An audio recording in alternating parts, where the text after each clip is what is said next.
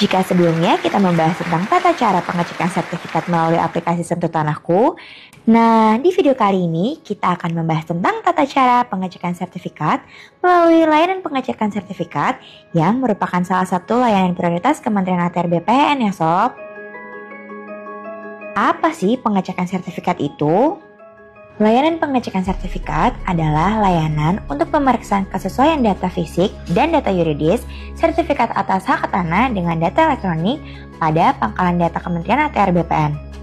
Dan perlu sobat ketahui kalau pengecekan sertifikat ini merupakan salah satu kewajiban yang dilakukan oleh pejabat pembuat akta tanah atau PPAT sebelum melaksanakan pembuatan akta mengenai pemindahan atau pembebanan hak ya sob. Oh iya, berdasarkan Peraturan Menteri ATR BPN Nomor 19 Tahun 2020, Kementerian ATR BPN telah menerapkan layanan pengecekan sertifikat secara elektronik loh. Layanan pengecekan sertifikat secara elektronik ini dapat diakses oleh pemohon yang telah terdaftar sebagai pengguna pada aplikasi yang disediakan oleh Kementerian. Terus, yang nggak punya akun pada aplikasi Kementerian gimana dong? Tenang sob, bagi kamu yang belum terdaftar sebagai pengguna aplikasi, kamu bisa mengajukan layanan langsung melalui kantor pertanahan. Permohonan layanan pengecekan sertifikat dapat diajukan oleh Eits, tapi perlu diketahui ya sob, kalau layanan pengecekan sertifikat elektronik yang diajukan oleh pihak selain PPAT tidak dapat dijadikan sebagai syarat pembuatan akta mengenai pemindahan atau peralihan atau pembebanan oleh PPAT. Proses pengecekan sertifikat secara elektronik melalui aplikasi Mitra Kementerian untuk pemohon PPAT adalah permohonan layanan diajukan oleh PPAT melalui aplikasi Mitra Kementerian.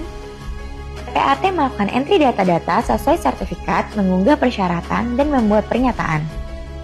Setelah permohonan diterima, maka sistem elektronik akan menerbitkan surat perintah setor biaya layanan. Setelah menerima surat perintah setor, pemohon wajib melakukan pembayaran melalui bank persepsi paling lambat 3 hari kalender sejak surat perintah setor diterbitkan. Setelah pembayaran terkonfirmasi oleh sistem elektronik, maka permohonan diproses oleh pelaksana di kantor pertanahan. Pelaksana di kantor pertanahan memeriksa kelengkapan berkas permohonan, validitas data, dan kesesuaian informasi yang dimiliki oleh kantor pertanahan. Apabila telah dianggap cukup, maka pejabat yang berwenang mengesahkan hasil layanan pengecekan sertifikat secara elektronik menggunakan TTE pejabat yang berwenang. Setelah disahkan oleh pejabat yang berwenang, sistem elektronik akan menerbitkan hasil layanan pengecekan sertifikat secara elektronik. Lalu, persyaratan apa saja sih yang harus dipenuhi?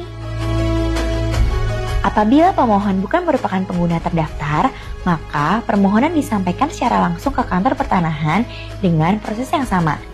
Hanya saja, pemohon menyerahkan dokumen persyaratannya kepada petugas di loket kantor pertanahan untuk kemudian diproses melalui sistem layanan pengecekan sertifikat secara elektronik yang diakses oleh kantor pertanahan.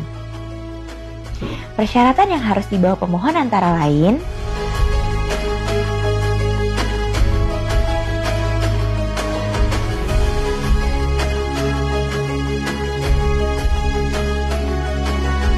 kalau ada perbedaan data gimana?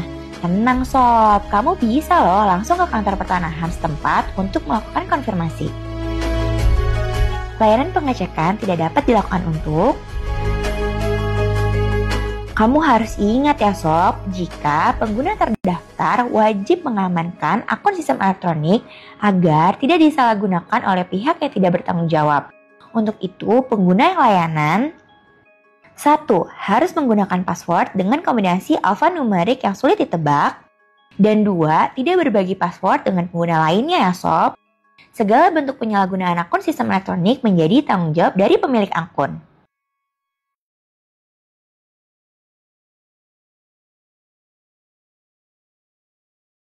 Ih, apa sih nggak jelas banget? Kan lagi ngonten. Ih.